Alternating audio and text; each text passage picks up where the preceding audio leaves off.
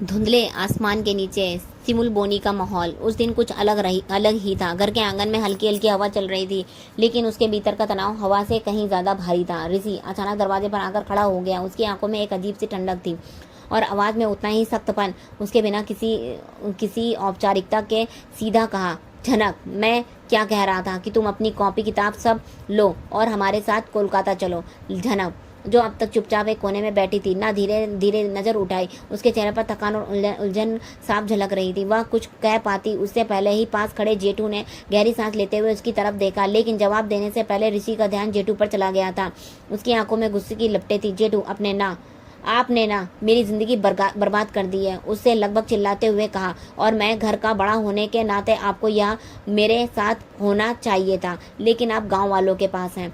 जेठू के चेहरे पर हल्का सा दुख और थकान दोनों था, मानो वह पहले से ही इस टकराव की आहट सुन चुका हो। लेकिन ऋषि नहीं रुका। अपने उस तंज कसते हुए बोला, जेठू, जस्ट बिकॉज आप वहाँ गए हैं ना, मैं अजय की लाइफ में विलन बन गया, और ये किसी और ने नहीं, आपने ही किया। इस बार जनक ने अपनी हैरानी से ऋषि की तरफ देखा, जैसे वह समझने की कोशिश कर रही हो आखिर ऋषि के भीतर इतना गुस्सा क्यों भरा हुआ है। लेकिन ऋषि अब पूरी तरह से अपनी झुंझुलाहट में डूब चुका था। उसकी आवाज़ और भी कठोर हो गई। वो अपने आप को बनाया मुझे, आपने बनाया मुझे, समझे आप? और ये तेरा जो बर्ताव है ना, ये तेरे बात करने का तरीका है, उससे एक बात साफ है, जनक तेरे लायक हो या ना हो, लेकिन तू डेफिनेटली जनक के लायक नहीं है और ना ही कभी होगा। इन शब्दों का असर ऐसा था कि आंगन में खामोशी छा गई, हवा तक जैसे रुक गई हो। जनक का चेहरा पीला पड़ गया। वह चाह कर भी कुछ नहीं कर पाई। ऋषि का गुस्सा अब उबाल पर था। उसने जेठू के करीब जाकर हाथ पकड़ लिया, जैसे उसे खींच कर अपनी बात मनवाना चाहता हो। हाथ छोड़ो मेरा ऋषि, जेठू ने सख्ती से कहा। लेकिन ऋषि की पकड़ में उस वक्त सिर्फ गुस्सा और निराशा थी। तभी पीछे से जनक ने हल्की सी आवाज में पूछा, क्या कर रहे हो तुम यहाँ पर? उसकी आवाज में डर भी था, उलझन भी थी, लेकिन ऋषि ने उसकी तरफ देखा तक नहीं। ऋषि के लिए यह सिर्फ एक बातचीत नहीं थी, एक जंग भी थी। उसके अहंकार और उसकी उम्मीदों के बीच। वह मानता था कि जेठू को उसकी तरफ होना चाहिए था, लेकिन जेठू के फैसले ने जैसे उसके सारे भरोसे तोड़ दिए थे। जेठू अब भी शांत स्वर में समझाने की कोशिश कर रहा था, ऋषि, बात वैसी नहीं है जैसी तुम सोच रहे हो। मैंने जो किया वो झनक की भलाई के लिए किया। लेकिन ऋषि बीच में बोल ही पड़ता है, भलाई? आपने इसे भलाई कह रहे हो? आपने तो कुछ मुझे सबकी नज़रों में बुरा बना दिया है। अजय जी की लाइफ में भी जो इज्जत थी वो भी खत्म कर दी, और मेरी तो। उसकी आवाज़ भर्रा गई, लेकिन अगले ही पल वह फिर से ठंडा हो गया। जनक ने अब थोड़ा सा हाथ जुटाकर आगे बढ़ने की कोशिश की। ऋषि, शायद तुम गलत समझ रहे हो, यहाँ किसी ने तुम्हें विलन नहीं बनाया, ये हालात थे। हालात?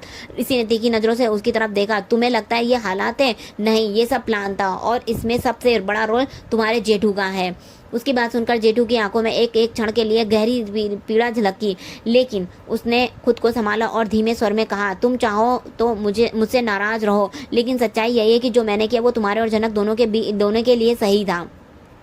ऋषि ने हल्की हंसी में तंज भरकर कहा, सही? अगर यही सही है तो गलत किसे कहते हैं? आंगन का माहौल इतना भारी हो चुका था कि गांव के बाकी लोग भी दूर से देख रहे थे, लेकिन आस पास को आने की कोई हिम्मत नहीं कर पा रहा था। जनक के हाथ ठंडे पड़ चुके थे, उसकी आंखों में नमी थी। उसे समझ नहीं आ रहा था कि दोनों के बीच यह कड़वाड़ इतनी गहरी हो गई है। जेठू ने आखिरकार ऋषि का हाथ छोड़ने से में सफलता पाई। अब बस बहुत हो गया, अगर तुम यहाँ सिर्फ इल्जाम लगाने आए हो तो बेहतर होगा कि तुम वापस चले जाओ। लेकिन ऋषि अब भी वहीं खड़ा था। उसकी नजरें झनक पर टिक गई। मैं वापस जाऊंगा झनक, लेकिन याद रखना ये लड़ाई अभी खत्म नहीं हुई है। यह कहकर वह भारी कदमों से बाहर निकल गया। झनक कुछ पल तक दरवाजों की तरफ देखती रही, फिर धीरे से बैठ गई, मानो उसके भीतर के से सारी ताकत निकल गई हो।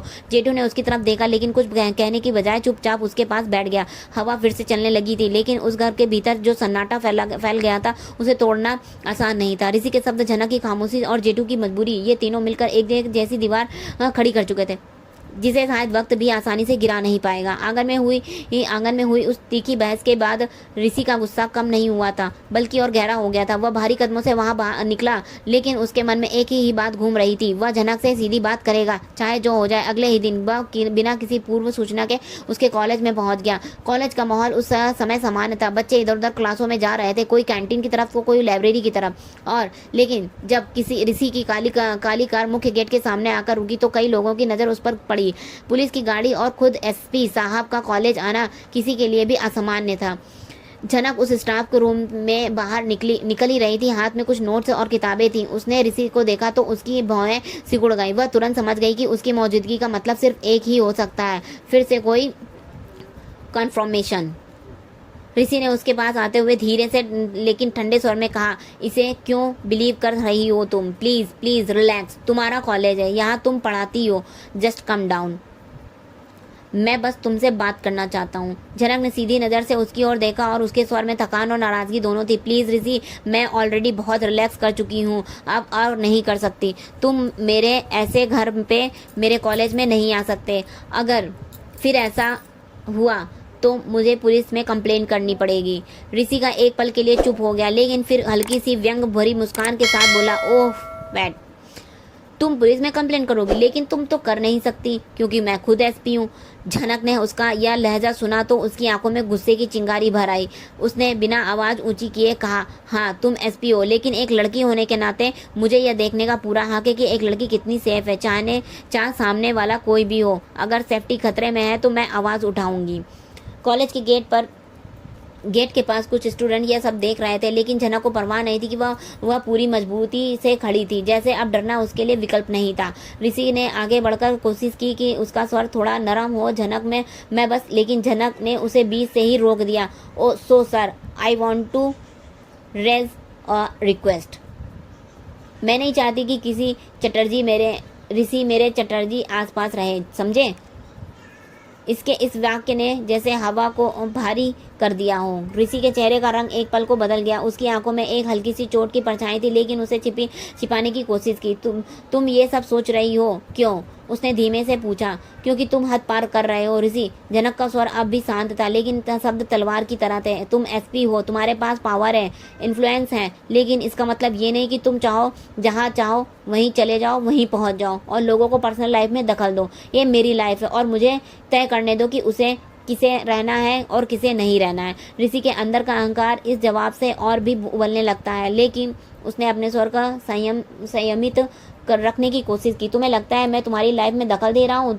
मैं तो बस क्या? झनक ने इस बार थोड़ी ऊंची आवाज में कहा, जिससे पास खड़े हो कुछ स्टूडेंट चौंक गए। बस मुझे ये बताने आए हो कि तुम मेरे लिए क्या सही हो क्या नहीं? ऋषि, मुझे किसी के गार्जियन की ज़रूरत नहीं है, और अगर ये तुम्हें बुरा लग रहा है तो मुझे भी फ़र्क नहीं पड़ता। कॉलेज की सीढ़ियों पर खड़े एक दो स्टाफ मेंबर भी अब ध्यान से देने लगे थे। माहौल में एक अजीब सी चुप्पी फैल गई थी, जिसे सिर्फ झनक की दृढ़ आवाज़ तोड़ रही थी। ऋषि ने गहरी सांस ली, लेकिन उसके चेहरे पर अब भी जिद साफ झलक रही थी। तुम सोच लो झनक, तुम जो कर रही हो उसका असर सिर्फ तुम्हारे ऊपर नहीं पड़ेगा, और तुम सोच लो ऋषि। झनक ने जवाब में कहा कि मैं अब अपनी जिंदगी में किसी को भी हक नहीं दूंगी जो उसने मिलने का हक नहीं है, चाहे वो कोई भी हो, यहाँ तक कि एसपी ऋषि चटर्जी भी। इतना कहकर वह बिना उसकी तरफ देखे सीढ़ियां चढ़ने लगी। ऋषि वहीं खड़ा रह गया। उसकी आंखों में उलझन थी, गुस्सा और शायद बेबसी भी थी। स्टूडेंट्स की फुसफुसाहट और कॉलेज की गूंज के बीच दोनों की यह बातचीत जैसे किसी आदर्श दीवार में बदल गई थी। एक ऐसी दीवार जिसे गिरना अब किसी के लिए आसान नहीं था। पिछले दिन आंगन में हुई बहस की तरह की यह टकराव भी एक गहरी खाई खोद गया था, जिसमें भरोसा, सम्मान और पुराना रिश्ता सब कहीं खोते जा रहे थे। इसमें आगे आने वाले एपिसोड में हम देखेंगे क्या होता है। तो बने रहिए हमारे चैनल पर नए हैं तो सब्सक्राइब कीजिएगा, वीडियो को लाइक कमेंट शेयर करना बिल्कुल मत भूलिएगा।